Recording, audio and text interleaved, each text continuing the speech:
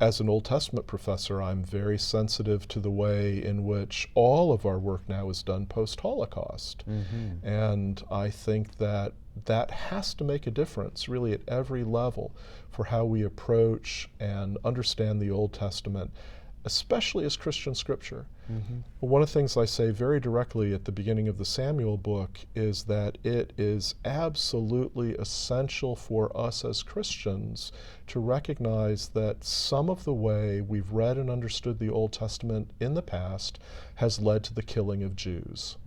And if there's one thing more than anything else we need to do with regard to the Old Testament, it's to learn how to read it and study it and preach on it in a way that does not lead to the killing of Jews. Welcome to Great Bible Teacher Interviews. Hi, I'm Rick Jordan, President of Great Bible Teachers, and each week I have the opportunity to interview a scholar, an author, or a practitioner. We talk about the Bible, or Bible interpretation, or spiritual formation. This week, I have the opportunity to share with you the interview that I did with Dr. Stephen Chapman. He is an Old Testament professor at Duke Divinity School. He is a proponent of theological interpretation of the Bible, has studied, lectured, and taught internationally as well as in the United States in a variety of academic and church settings. He is the author of a commentary named 1 Samuel as Christian Scripture. It was published in 2016 and was named the Reference Book of the Year for 2017 by the Academy of Parish Clergy. He's also the author of the book titled The Law and the Prophets. It was published in the year 2000, and there is now a second edition being published this year in 2020. He is also the author of many other essays and other publications, and he co-edited the Cambridge Companion to the Hebrew Bible / Old Testament in 2016. His current writing project is the Theology of the Book of Joshua for Cambridge University Press. And now, here is Dr. Stephen Chapman. Then I know you yourself are a commentary writer, and I wanted to show this to you guys. This on 1 Samuel, published by Erdman's, and this book, the first 70 pages or so, really, before you get into the commentary proper of the book, is an introduction that is talking a lot about what should a commentary be. So that's why I was intrigued, particularly with you, to speak with us about that. Well, thank you, Rick. It's a pleasure to be with you again. This is a very familiar question to me. My parents, who are now in their 80s, both teach Sunday school, and so very frequently I'll get a call on Saturday, a Saturday evening. I'm teaching this text tomorrow. What do I need to know? What should I say? And this is just the kind of work that I want to be doing. I want to do work that is going to resource churches. I think I mentioned to you before, I want people to use and love the Old Testament. I think of myself as something like an evangelist for the Old Testament. I feel all the time that it has just wonderful resources for church life, and it's constantly in danger of becoming ignored or misunderstood. So I'm trying to do the kind of work that will open up the Old Testament to pastors and church people. Nothing makes me happier than when some of our MDiv students here preach on the Old Testament. I tell them, let me know. Just come by my office and say, I preached on an Old Testament passage. And my interest in writing the 1 Samuel commentary was to try and help with that. If churches are lectionary churches, one of the interesting things about the Revised Common Lectionary is that there was an effort to put more of the Old Testament in, and one of the books that really benefited from that is the book of 1 Samuel. And so, might surprise people, but there actually are a fair number of texts from 1 Samuel, especially about Saul and David, that do show up. And so people have an opportunity to preach on 1 Samuel and to hear sermons on 1 Samuel and to study 1 Samuel in Sunday school. In my experience, the lectionary is, I'm sorry to say, something of a mixed blessing. For a lot of churches who use the lectionary, they hear more of the Old Testament than they did before the lectionary. But it's kind of shocking to discover that even in the revised lectionary, about 75% of the Old Testament never shows up at all. So that even if you read all of the Old Testament texts and hear sermons on them, there's a lot of the Old Testament that you're missing. And that means Sunday school, adult education is even more important. This is the reason why sometimes churches in ordinary time will depart from the lectionary and look at a particular book, maybe working through it progressively, you know, serially, instead of just taking the kind of highlights that you tend to get from the lectionary. But in my Samuel book, I wanted to try and address this situation, so I did a couple of things that were different. As you said, I tried to talk at the beginning about, I tried to explore what a commentary might be for and the sort of work that it needed to do. I intentionally did not write this commentary to be in a series because I worry sometimes that the formats in particular series don't always allow the text to speak in the way that it might. What's very common in a lot of commentaries is to see the text broken up into chunks, as I like to say, and then there's a kind of technical discussion of each chunk, and then some sort of theological reflection. And that can be done well. It can be done in a way that has power, especially if a group or a congregation is working through the text, chapter by chapter, section by section. But it tends to minimize the sense of a book as a whole. You get abbreviated theological reflections sometimes, and people will just have a quote from Calvin or Luther or a Baptist worthy, somebody to kind of round it out, but you're often left with the sense of not really knowing how the different pieces fit together and what the whole thing is about.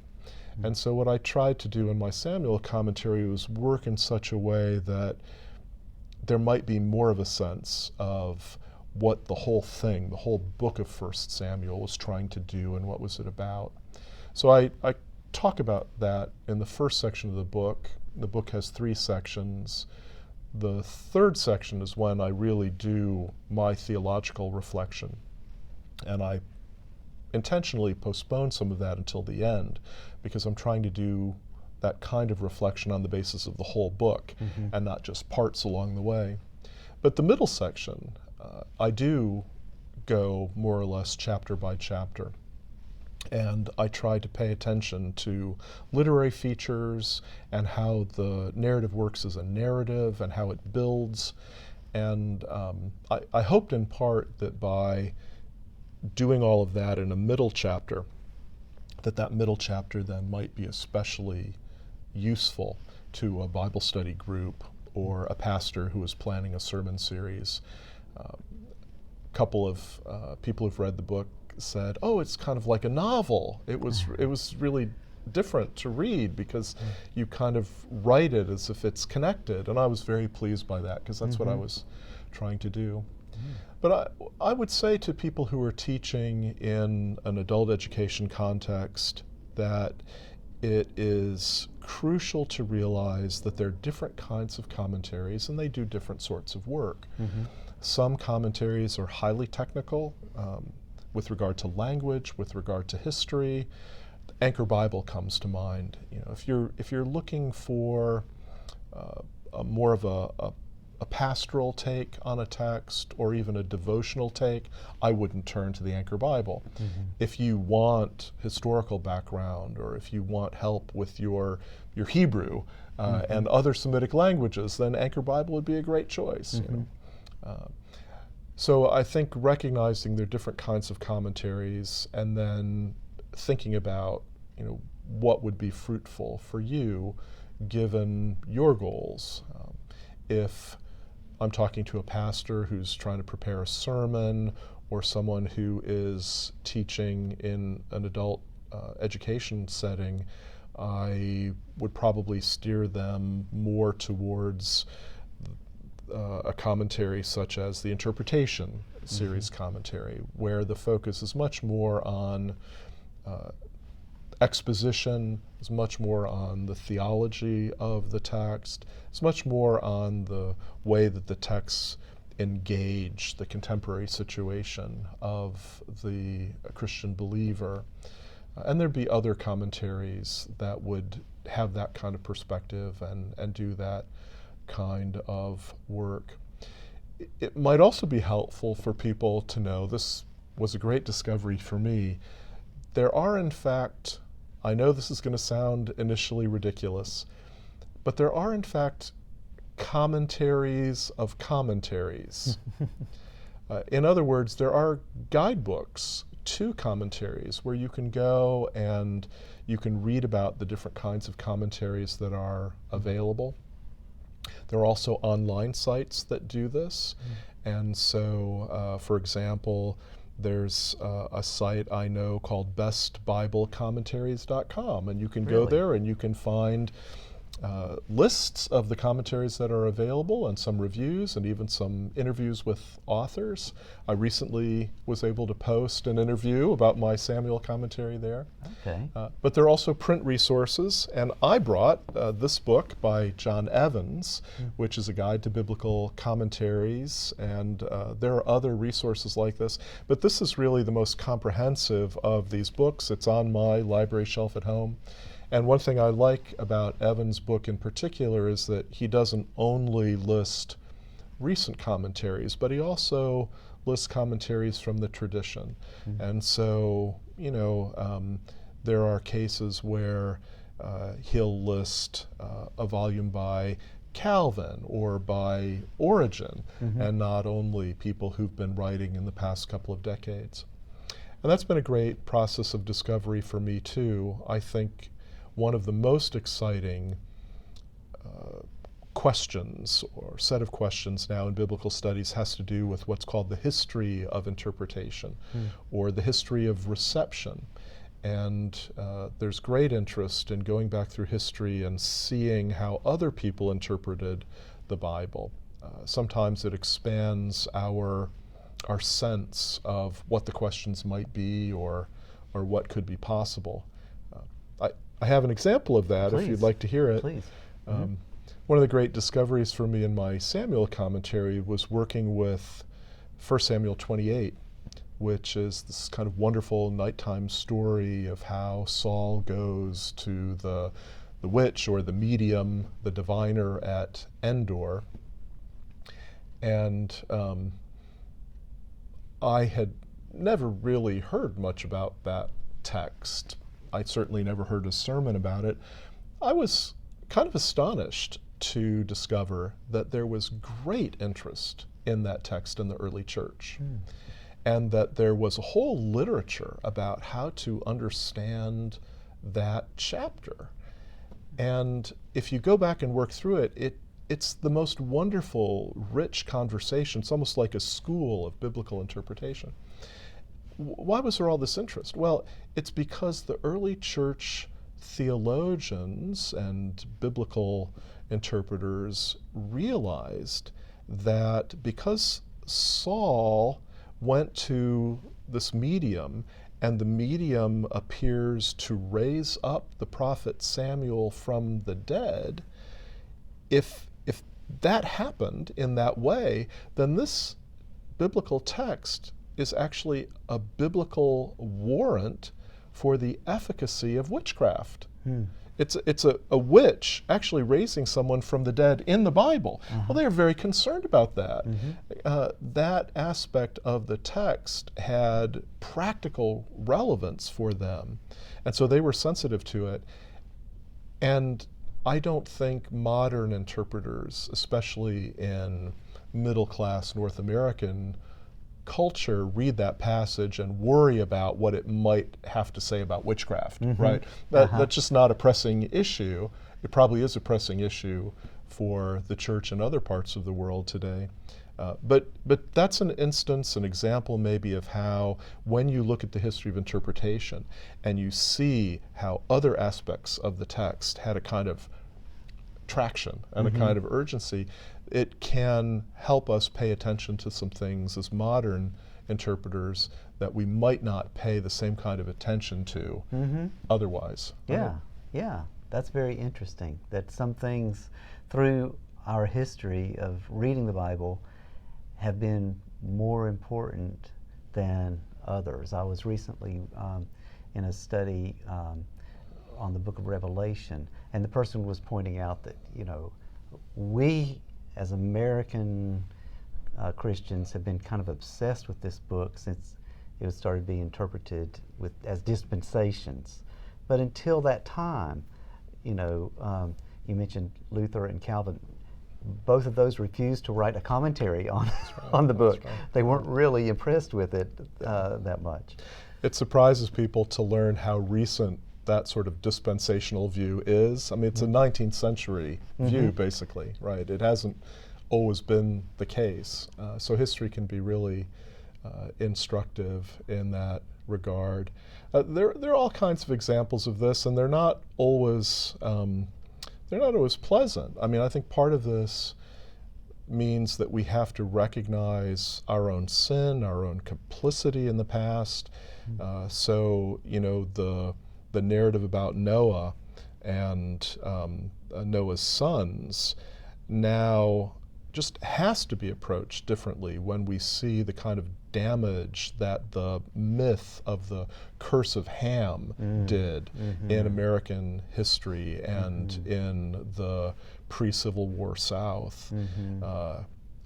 As an Old Testament professor, I'm very sensitive to the way in which all of our work now is done post-Holocaust.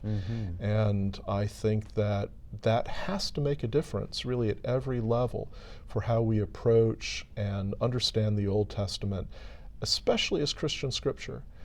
One of the things I say very directly at the beginning of the Samuel book is that it is absolutely essential for us as Christians to recognize that some of the way we've read and understood the Old Testament in the past has led to the killing of Jews.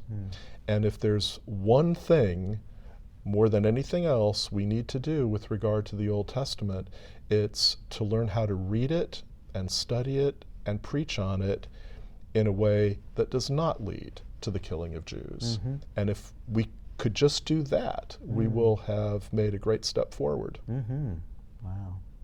Yeah, what we say and teach ripples out and has a dramatic impact. It has real implications, and so we need to be very careful about those things. Even when we're just teaching our usual Sunday school class there on Sunday morning, words and judgments about the biblical text have real consequences. I'd like to thank Dr. Chapman for sharing with us of his expertise and insights about the Old Testament. Thank you for joining us for this interview. If you would, I would invite you to join our e-news. With our e-news, it goes out twice a week. On Tuesdays, it goes out to let you know about the blog article that will be found at greatbibleteachers.com. And then on Thursdays, the email goes out to let you know about that week's interview with, again, a scholar or an author or a practitioner about the Bible, about Bible interpretation, or about spiritual formation. So I invite you to sign up for those. If you have questions about Great Bible Teachers, suggestions for other speakers, or anything that I can help you with, please write me at Dr. Rick, that's dr.rick, at greatbibleteachers.com. Thank you again for joining us.